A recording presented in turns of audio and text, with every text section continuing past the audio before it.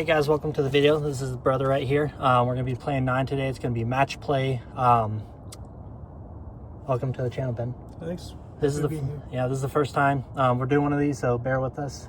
It's going to be a little funny, but you guys probably won't see because of editing. We're at Flatirons Golf Course today in Boulder, Colorado, and this is going to be a little bit of a Navy versus Army. So we're going to see how it goes, but we're just waiting for our tee off time, and we'll let you know.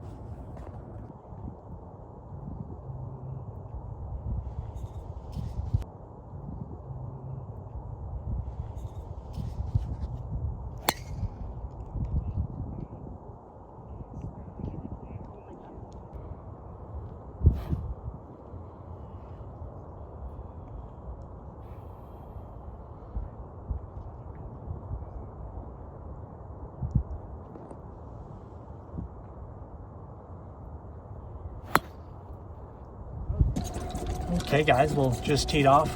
Ben, real quick, walk me through, where you're at right now for medical school. Right now, I'm a third-year medical student.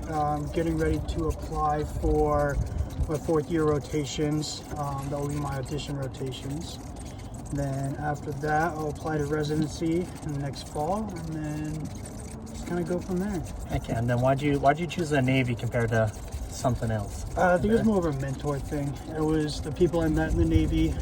I really enjoyed working with them, and that kind of drove my decision. I mean, the bases aren't bad either, and it's kind of the direction I wanted to go. Heck yeah. Okay, let's see the shot.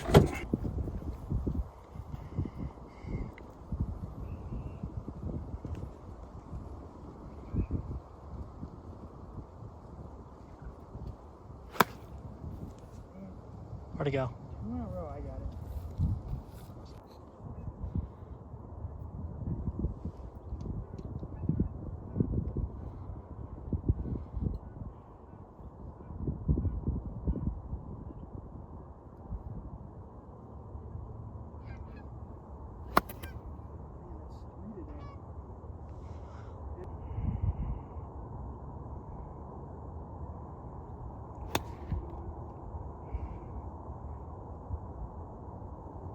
You're up where I am. Oh my god.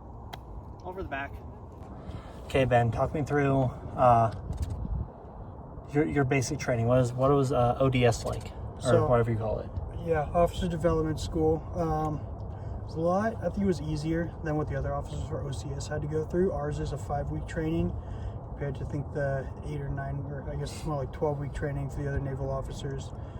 Because we're not line officers, we have kind of a different curriculum. It's more about learning how to salute, how to look right in the military, but because our professions aren't necessarily, the training isn't military training, it's our skill set's a different kind of skill set. We learn that somewhere else. It's less about how to do things, and it's more about what is military life like, how to salute, how to move, how to do all the important things so that you're part of the system and you can be a naval officer.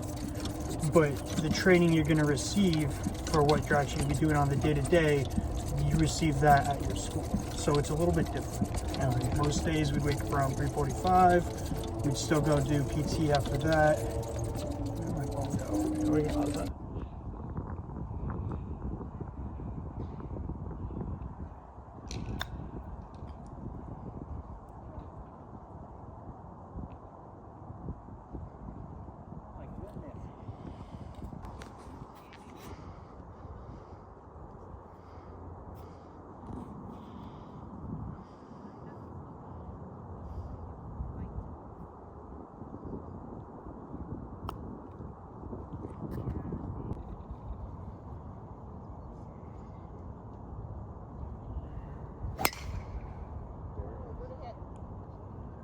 Very nice.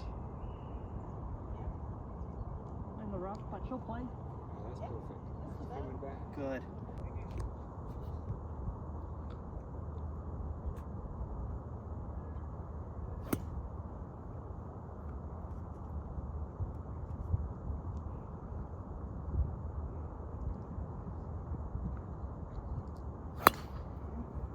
You're good. That's good. That's fine. Yeah, you're fine. So back to ODS? Yes, sir. Back to ODS. So, I mean, typical day, you wake up at 3:45 in the morning, ready to go by 4, 4:30. PT, then we'll go get breakfast. After that, it's mainly just classroom work, so spend most of the day in classrooms, learning Navy history, learning what we need to know about being an officer, being on a ship. That's his bar right there. That's not mine. That's his, so. That's up to it. All that fun stuff. Oh, no, that's his up there. You're good. Keep on. Yeah, I mean, after that, it's mainly just PT, try not to get smoked, and stay on top of your work. What were the drill sergeants like?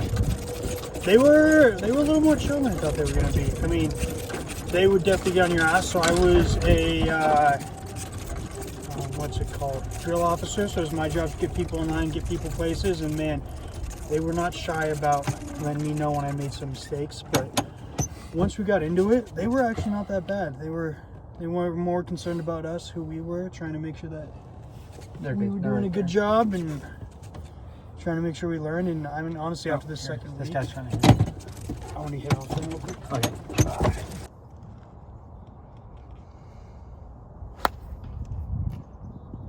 There you go. Safe.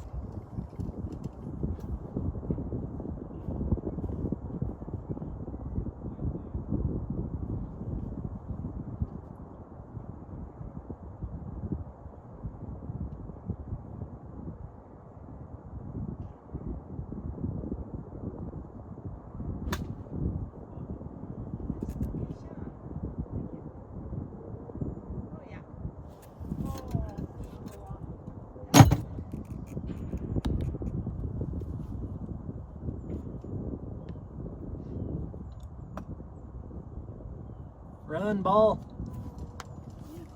It's not enough today.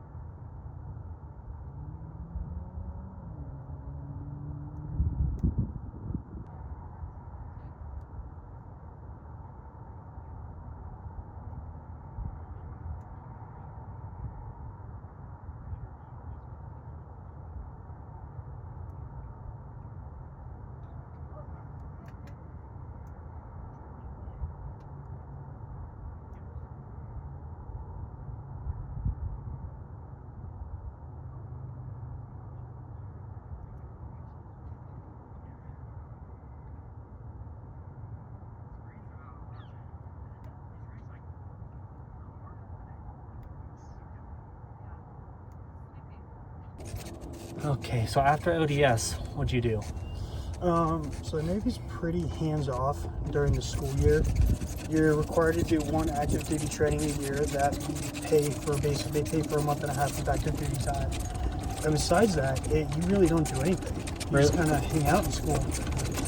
Let's stop right here so he can hit his bar right there. I think the big thing, though, that I like is there's a pretty big community within military medicine. It's a lot of who you know and getting to know people. So both within my class, the class above me, the Navy doesn't pass down, well, the military in general doesn't pass down a lot of information. So it's more passed down from class to class to class. So the girl above me, who's now a fourth year, learned everything from the girl that's now a first year resident. I've passed a lot of the information I learned down about things like ODS, about when to apply for things, how to apply for things, to the years under me. So it just kind of gets passed down year to year. And then there's doctors, because the residency process is basically a giant black box for us. The Navy doesn't really have a whole lot of information on what they want from their residents, things like that. They don't post information quite like the Army and the Air Force do. So, I mean, I talked to a lot of Navy doctors. I've met some great docs. One is a general surgeon, one is an orthopedic surgeon. And they both kind of have been guiding me along the way about what to look for, things to do, which has been incredibly helpful. So let me ask this, what's your plan for the Navy? What do you want to get accomplished? So my goal is always to be a trauma surgeon in a role 2, which is surprisingly difficult to do.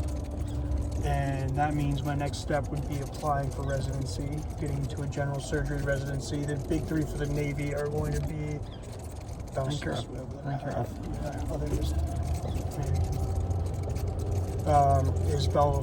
Navy's Medical Center Balboa, you have Portsmouth, and you have Walter Reed. Are your three big treatment or training facilities I'm just kicking off on that. for the Navy. Heck yeah. That's awesome.